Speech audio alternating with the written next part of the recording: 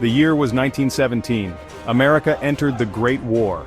In the heart of New York City, a regiment of black soldiers prepared to fight for a nation that didn't always fight for them. They were the 369th Infantry Regiment, known forever as the Harlem Hellfighters. These men faced prejudice and discrimination at home, yet they would demonstrate extraordinary bravery on the battlefields of France. Among their ranks stood a man of incredible courage, Private Henry Johnson. His story, like that of the Hellfighters, is one of valor, sacrifice, and a fight for dignity amidst the horrors of war.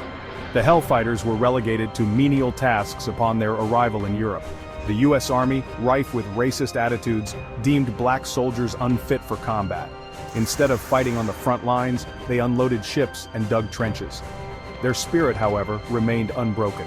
They longed to prove their worth, to fight for the ideals of liberty and democracy that seemed so distant in their own country. Their chance would come soon enough, not under the American flag, but beneath the banner of France.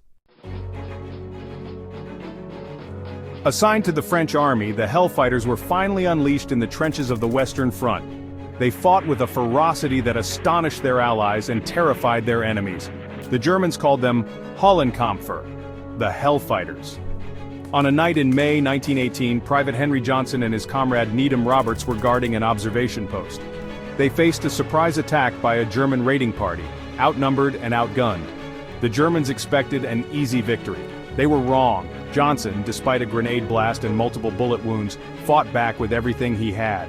He emptied his rifle, then grabbed his bolo knife, a weapon more commonly used to clear sugarcane back home in Mississippi. With each swing, he beat back the enemy, his fury fueled by a lifetime of facing down hatred and bigotry. His actions that night saved his comrade's life and prevented the Germans from overrunning their position. News of Johnson's heroism spread quickly through the trenches. He became a symbol of black courage and defiance in the face of overwhelming odds.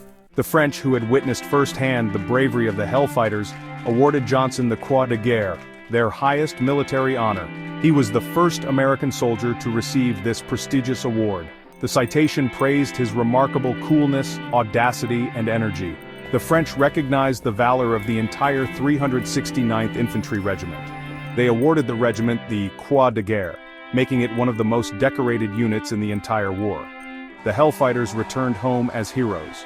Their sacrifices, however, would be largely ignored in their own country.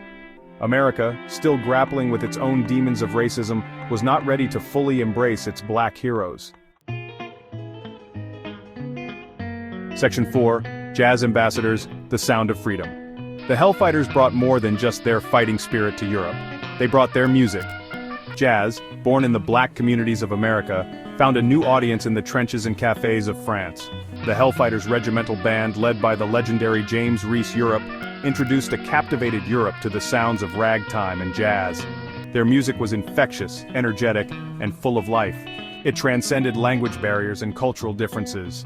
For a brief moment on the dance floors of Paris, the color of one's skin didn't matter. What mattered was the music, the rhythm, and the shared experience of joy and sorrow that connected them all. The Hellfighters, through their music, became ambassadors of black culture, sharing a part of themselves with the world. Section 5. A divided nation, racism at home and abroad. Upon their return to America, the Hellfighters were met with a mix of fanfare and indifference. They were celebrated with parades in New York City, their bravery acknowledged by cheering crowds. However, the nation that had sent them to war was still deeply divided along racial lines. The Hellfighters, despite their service and sacrifice, were denied basic rights and opportunities afforded to their white counterparts. Jim Crow laws prevalent in the South enforced segregation and relegated black Americans to second-class citizenship.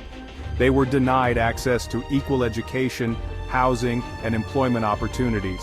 The armed forces, despite the heroism displayed by the Hellfighters and other black units, remained segregated. The America they returned to was a nation still struggling to live up to its own ideals of equality and justice. Section 6. Fighting for Dignity, a Moral Rebuke. The bravery of the Hellfighters, particularly in the face of such blatant discrimination, stood as a powerful rebuke to the racism of the era.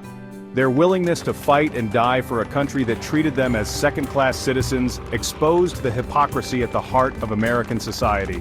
Their actions on the battlefield and their dignified struggle for equality at home helped to chip away at the walls of prejudice and discrimination.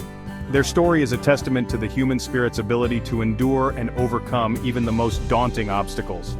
The Hellfighters' fight for recognition and equality didn't end with the armistice. Their legacy would inspire future generations to continue the struggle for civil rights and social justice.